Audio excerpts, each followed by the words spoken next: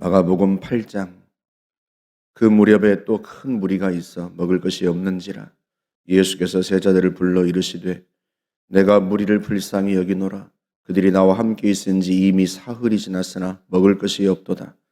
만일 내가 그들을 굶겨 집으로 보내면 길에서 기진하리라. 그 중에는 멀리서 온 사람들도 있느니라. 제자들이 대답하되 이 광야 어디서 떡을 얻어 이 사람들로 배부르게 할 수 있으리이까?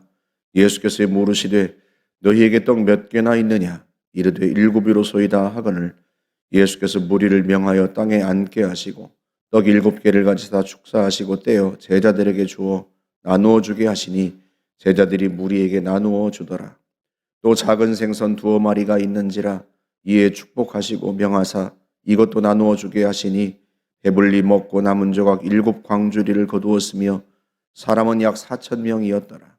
예수께서 그들을 흩어보내시고 곧 제자들과 함께 배에 오르사 달마누다 지방으로 가시니라.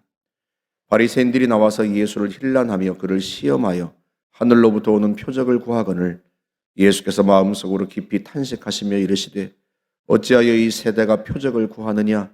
내가 진실로 너희에게 이르노니 이 세대에 표적을 주지 아니하리라 하시고 그들을 떠나 다시 배에 올라 건너편으로 가시니라.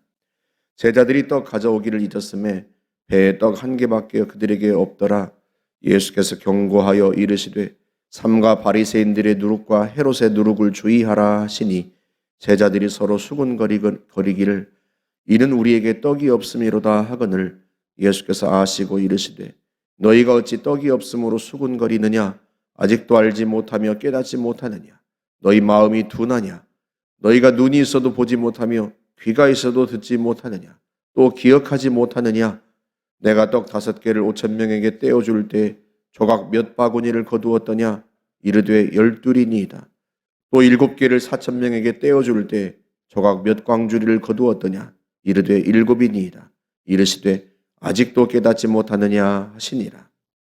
벳세다의 이름의 사람들이 맹인 한 사람을 데리고 예수께 나와 손대시기를 구하거늘 예수께서 맹인의 손을 붙잡으시고 마을 밖으로 데리고 나가사 눈에 침을 뱉으시며 그에게 안수하시고 무엇이 보이느냐 물으시니 쳐다보며 이르되 사람들이 보이나이다.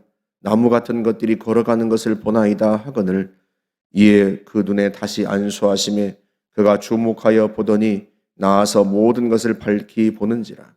예수께서 그 사람을 집으로 보내시며 이르시되 마을에는 들어가지 말라 하시니라. 예수와 제자들이 빌립보 가이사랴 여러 마을로 나가실새 길에서 제자들에게 물어 이르시되 사람들이 나를 누구라고 하느냐? 제자들이 여짜와 이르되 세례 요한이라 하고 더러는 엘리야 더러는 선지자 중에 하나라 하나이다. 또 물으시되 너희는 나를 누구라 하느냐?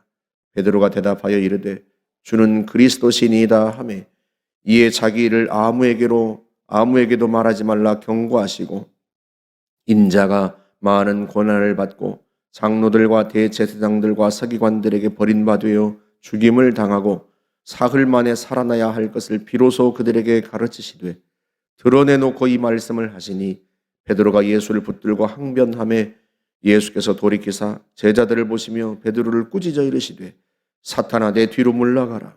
네가 하나님의 일을 생각하지 아니하고 도리어 사람의 일을 생각하는도다 하시고 무리와 제자들을 불러 이르시되 누구든지 나를 따라오려거든 자기를 부인하고 자기 십자가를 지고 나를 따를 것이니라. 누구든지 자기 목숨을 구원하고자 하면 잃을 것이요 누구든지 나와 복음을 위하여 자기 목숨을 잃으면 구원하리라. 사람이 만일 온 천하를 얻고도 자기 목숨을 잃으면 무엇이 유익하리요? 사람이 무엇을 주고 자기 목숨과 바꾸겠느냐? 누구든지 이 음란하고 죄 많은 세대에서 나와 내 말을 부끄러워하면 인자도 아버지의 영광으로 거룩한 천사들과 함께 올 때 그 사람을 부끄러워하리라. 아멘. 마가복음 8장에는 오병이어와 비슷한 기적이 또 하나 나오죠.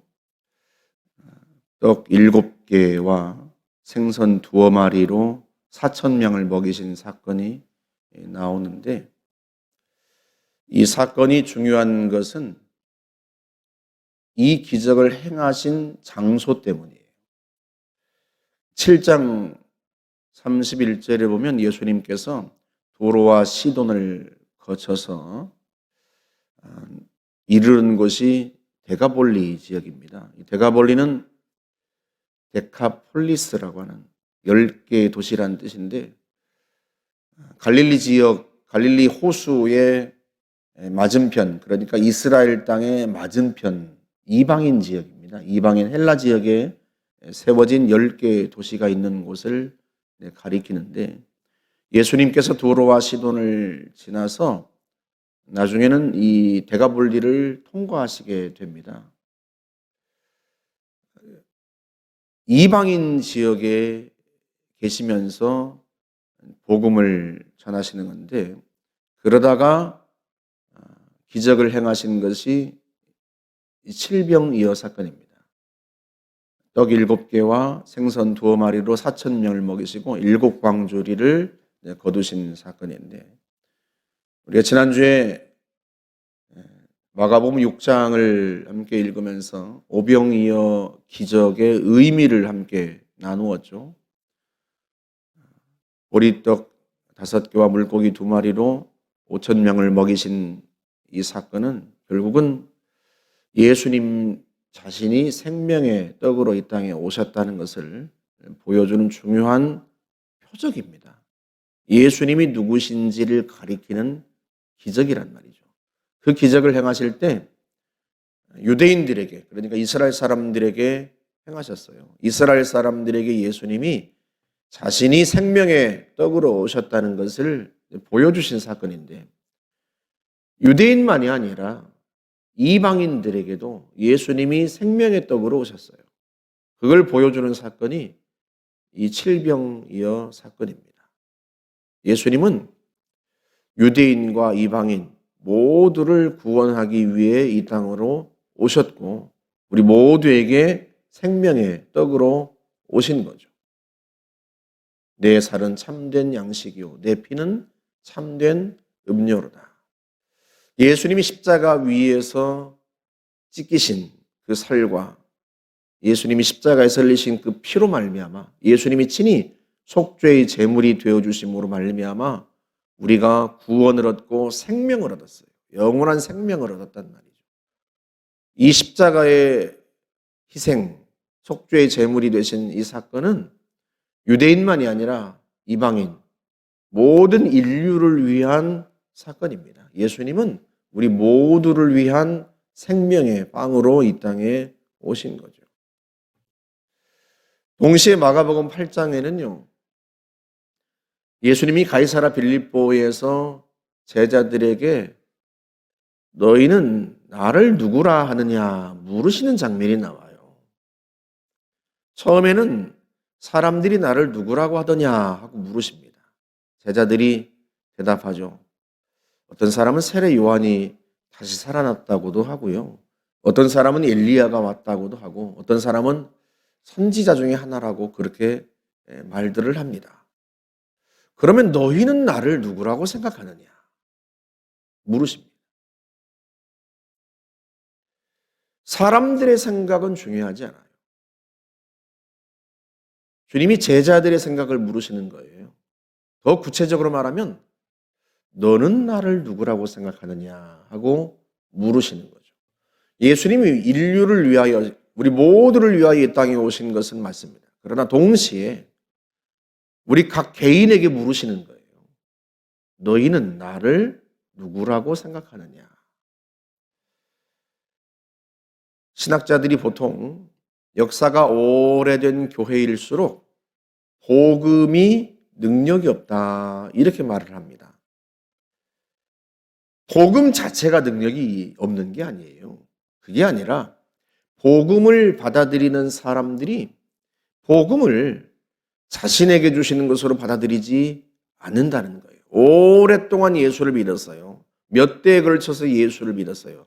그러다 보니까 사람들이 무슨 생각을 하는가 하면, 자기들은 몇 대에 걸쳐서 예수를 믿고 할아버지 때부터 아버지 때부터 그렇게 예수를 믿다 보니까 십자가와 부활의 복음, 복음의 정수, 복음의 기본, 이렇게 표현해 보면 복음의 기초, 이게 자기들하고는 상관없다고 생각하는 거예요. 나는 그 정도는 다 떼었습니다. 그렇게 생각해요. 그래서 목사가 강단에서 십자가의 설교를 하고 부활에 대한 설교를 하면 아유, 그 정도는 다 아는데 목사님이 또 그 얘기를 하시나 이렇게 생각하고, 믿음이 무엇인지에 대해서 설교를 하면 아유, 우리 집안은 몇 대째 예수를 믿고 있는데 뭐 저런 설교를 하시나 이렇게 생각한단 말이죠. 그러다 보니까 그 메시지가 성도들에게 들어가지를 않아요. 몇 대째 예수를 믿으면 뭐합니까? 예수님께서 사람들에 대해서 묻고 있는 게 아니에요. 네 할아버지는, 네 아버지는 나를 누구라고 생각하느냐 이렇게 묻고 있는 게 아니에요. 너는 나를 누구라고 생각하느냐. 지금 여기 앉아있는 우리 각 개인에게 물으시는 거란 말이에요. 이게 중요해요. 근데 종종 사람들은요, 메시지를 들으면, 설교를 들으면 그 설교 강단에서 울려 퍼지는 그 주님의 메시지를 자기에게 하는 말씀이 아니라 다른 사람에게 하는 말씀으로 자꾸 듣는 경향이 있어요. 저 설교는 김 집사가 들으면 딱 맞는 설교인데 오늘따라 또 왜 김 집사는 또 오지도 않고 하여튼 신앙생활을 저렇게 게으르게 왔다 안 왔다. 그러니까 인생이 그 모양이지.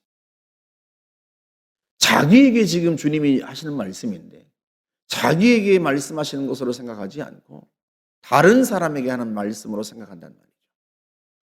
역사가 오래된 교회일수록 성도들이 그런 생각으로 살아간다는 거예요. 그러니까 신학자들마다 역사가 오래된 교회일수록 복음이 능력을 잃는다, 그렇게 말을 합니다. 주님은요, 다른 사람의 생각에 관심이 없어요. 너희는 나를 누구라고 생각하느냐. 제자들에게 물으십니다. 오늘 우리에게도 동일하게 물으시죠. 너는 나를 누구라고 생각하느냐. 네 남편은, 네 아내, 네 자녀 말고 너는 나를 누구라고 생각하느냐. 베드로가 대답합니다. 주는 그리스도이십니다. 마태복음 16장 16절에서는 베드로의 대답을 좀 더 구체적으로 묘사를 해요. 베드로가 대답하여 이르되 주는 그리스도시요 살아계신 하나님의 아들이십니다. 거기에 대한 예수님의 칭찬도 마태복음에는 나옵니다. 예수께서 대답하여 이르시되 바요나 시므나. 바요나라는 뜻은 요나의 아들이라는 뜻이에요. 바라는 게 누구누구의 아들이라는 단어입니다. 바디메오, 디메오의 아들이라는 뜻이에요. 바요나 시므나. 요나의 아들 시므나, 네가 복이 있도다. 이를 네게 알게 하니는 혈육이 아니요 하늘에 계신 내 아버지시니라. 바요나 시므나, 네가 복이 있다. 예수님께서요, 너희들이 복이 있다 이렇게 말씀하지 않으세요. 베드로를 콕 집어서 요나의 아들 시므나, 네가 복이 있다. 왜 베드로가 복이 있어요? 베드로는 예수님의 질문을 자기에게 하시는 말씀이라고 생각했어요. 너희들은 나를 누구라고 생각하느냐 물으셨는데 베드로는 이 질문을 너는 나를 누구라고 생각하느냐 하고 자기 자신에게, 다른 사람들이 아니라 자신에게 하는 질문이라고 여겼단 말이죠. 그래서 대답하는 거예요. 베드로가 예수님께 사랑받는 이유, 베드로가 예수님의 수제자가 된 이유가 다른 데 있잖아요. 베드로는 항상 그런 식이에요. 주님이 물으시면 그게 제자들 모두에게 물으시는 거라고 생각하지 않아요. 사람들 모두에게 하시는 말씀이라고 생각하지 않아요. 자기에게 하시는 말씀이라고 생각해요. 예수님께서 무리를 걸어오시자 제자들이 놀라서 유령이라고 소리칩니다. 그때 나니 안심하라, 두려워하지 말라 하고 말씀하세요. 이 말씀도 베드로는 누구에게 하는 말씀이라고 생각해요? 자기 자신에게. 그래서 만일 주님이시거든 나로 물 위로 걸어오게 하십시오 하고 말씀드리는 거예요. 겟세마네 동산에서도 마찬가지예요. 오늘 밤 너희가 다 나를 버리리라 하고 주님이 충격적인 말씀을 하시자 베드로는요, 그걸 자기에게 하시는 말씀으로 알아들어요. 모두 주를 버릴지라도 나는 결코 주를 버리지 않겠나이다. 다른 제자들은 다 가만히 있는데요, 자기가 대답합니다. 그러니까 베드로는 항상 예수님의 말씀을 다른 사람들이 아니라 베드로 자신에게 하는 말씀으로 들어요. 그게 베드로가 주님께 사랑받는 이유예요. 물론 베드로가 예수님께 꾸중도 듣죠. 책망도 듣죠. 그 책망도 주님이 자기에게 하는 책망으로 듣는 거예요. 베드로가 주님은 그리스도이십니다 하고 고백하자 주님이 칭찬하시는데, 그 후에 처음으로 주님께서 자신의 순환을 예고하십니다. 그러자 베드로가 항변해요. 순환을 예고하시는 것도 역시 베드로는 누구에게 하시는 말씀으로 들어요? 자기에게 하시는 말씀으로. 그래서 나서서 절대 그러시면 안 됩니다 하고 주님께 항의하는 거죠. 여러분, 오늘 본문에 특이한 대목이 나옵니다. 거기 33절 보세요. 예수께서 돌이키사 제자들을 보시며 베드로를 꾸짖어 이르시되. 누구를 보시면서? 제자들을 보시면서. 그 다음 꾸짖긴 누구를 꾸짖으세요? 베드로를 꾸짖으세요. 이상하지 않아요? 그냥 베드로를 꾸짖으시면 되죠. 주님, 절대 그런 일이 일어나서는 안 됩니다 하고 예수님께 항의했단 말이죠. 그러면 예수님이 그 자리에서 사탄아 물러가라, 베드로를 보시면서 그냥 꾸짖으시면 되죠. 그런데 어떻게 하셨다? 제자들을 보시면서 베드로를 꾸짖으십니다. 예수님도 제자들 모두에게 말씀하시는 것이지만, 순환에 대한 예고도 제자들 모두에게 하시는 것이지만, 그 순환에 대한 순환 예고를 듣고 보인 반응 역시 베드로 한 사람이에요. 그래서 이 예수님의 이 행동은요, 모든 제자들에게 말씀하시고 모든 제자들을 가르치시지만 언제나 반응은요, 각 개인에게 물으시는 거예요. 꾸중도 베드로에게 꾸중하십니다. 사탄아, 내 뒤로 물러가라. 네가 하나님의 일을 생각하지 않는구나. 사람의 일만 생각하는구나. 꾸중도 듣는 사람이 변화됩니다, 여러분. 목사가 강단에 서서 책망하고 회개하게 하는 설교를 할 때 그 꾸중도 책망도 자기에게 하는 말씀으로 듣는 사람이 변화가 되는 거예요. 회개하라 아무리 선포해도 회개할 생각하지 않고, 회개는 김 집사가 하고 이 집사가 할 일이지라고 생각하면 그 사람에게 무슨 변화가 일어나겠어요? 사랑하시는 사람에게 주님이 책망도 하시고요, 베드로에게 사탄아 물러가라 책망하시는 게 베드로가 미워서 그런 게 아니란 말이죠. 베드로를 사랑하시기 때문에. 게네사렛 호숫가에서 부활하신 예수님이 사랑하느냐 물으시는 것도 누구에게 물으시는 거예요? 베드로에게. 여러분, 오늘날 우리가요, 주님의 말씀을 다른 누가 아니라 내게 하시는 말씀으로 늘 들을 줄 알아야 돼요. 주님은 유대인과 이방인 모두를 구원하려 오셨고, 그것을 유대인과 이방인 모두에게 오병이어 실병이어 기적으로 보여주셨지만, 동시에 모두를 위한 복음이 나를 위한 복음이 되지 않으면 안 되는 거예요. 주님이 내게 하시는 말씀이고 내게 물으시는 것이고 나를 책망하는 것이고 늘 내게 주시는 말씀으로 들을 때 복음은 진정한 복음이 됩니다. 그래서 저와 여러분들이 언제나 말씀을 읽을 때, 말씀을 들을 때 다른 누구에게 하시는 말씀이 아니라 내게 하시는 말씀, 내게 물으시고 내 대답을 요구하시고 나를 책망하시고 나를 회개케 하시는 말씀으로 들으면 그 말씀이 내게 생명이 되어서 나를 변화시키고 내 인생을 새롭게 합니다. 그 은혜가 저와 여러분 모두에게 있기를 주의 이름으로 축복합니다. 함께 기도하겠습니다. 좋으신 하나님 감사합니다.